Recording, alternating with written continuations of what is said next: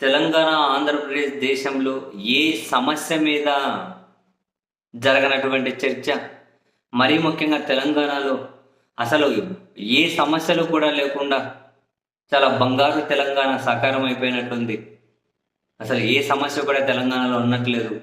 మొత్తం ముఖ్యమంత్రి దగ్గర నుంచి, డీజీపీల దగ్గర నుంచి, పోలీస్ కమిషనర్ల దగ్గర నుంచి ఇంక అందరూ కూడా అల్లు అర్జున్ తన చుట్టే కాన్సన్ట్రేట్ చేసి, తననే టార్గెట్‌గా చేసుకొని బహుశా 'పుష్ప 2' సినిమాలో ఏమైనా పోలీసులతోటి అంటే వాళ్ళని అగౌరవపరచడమో, పోలీసులతోటి ఏమైనా గనక గేమ్ ఆడడం, ఇవన్నీ మరి వీళ్ళకేమైనా నచ్చలేదేమో తెలియదు. అది సినిమానబ్బా సామి.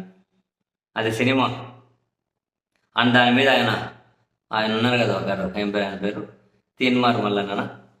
ఆయన పోలీసులకు ఫిర్యాదు చేశారు 'పుష్ప 2' సినిమా మీద చర్యలు తీసుకోండి అని. 'పుష్ప 2' మీద చర్యలు తీసుకోండి అని ఆయన పోలీసులకు ఫిర్యాదు చేశారు. స్విమ్మింగ్ పూల్ దగ్గర స్విమ్మింగ్ పూల్ సీన్ ఉంది కదా 'పుష్ప 2'లో. ఆ సీన్‌లో పోలీసులను అగౌరవపరిచే విధంగా ఉంది. కాబట్టి వీళ్ళ మీద చర్యలు తీసుకోండి అని చెప్పి ఆయన కంప్లైంట్ చేశారు. మరొక వైపు సంధ్యా థియేటర్ ఘటనకు సంబంధించి విచారణకు రమ్మని ఈరోజే ఉదయం 11 గంటలకు విచారణకు రమ్మని అల్లు అర్జున్‌కి చిక్కడపల్లి పోలీసులు నోటీసులు జారీ చేశారు.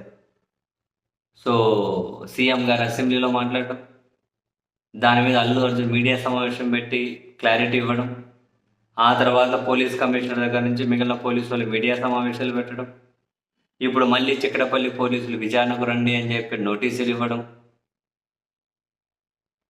మరి అసలు ఇంకా దేని మీద అసలు తెలంగాణలో ఏ సమస్యలు అయితే ఉన్నట్లు, ఇదైతే చాలా చాలా పెద్ద సమస్యలాగా మొత్తం యంత్రాంగం అంతా ముఖ్యమంత్రి దగ్గర నుంచి మొత్తం యంత్రాంగం అంతా దీని చుట్టే కేంద్రీకరింపబడి ఉంది.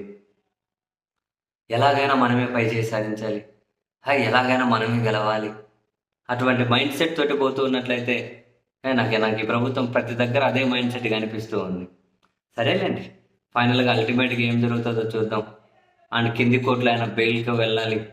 ఆ లోపు మరి వీళ్ళు విచారణలో ఏమైనా అంశాలు తెచ్చుకొని, లేకుంటే ఇంకేమైనా అంశాలు ఫైండ్ అవుట్ చేసి ఆయన బెయిల్ రద్దు చేయించేకో, లేకుంటే ఆయనకు రెగ్యులర్ బెయిల్ రాకుండా చేయడం కోసం ఆ దిశగా పోలీసులు ప్రయత్నాలు చేస్తారేమో చూడాలి మరి.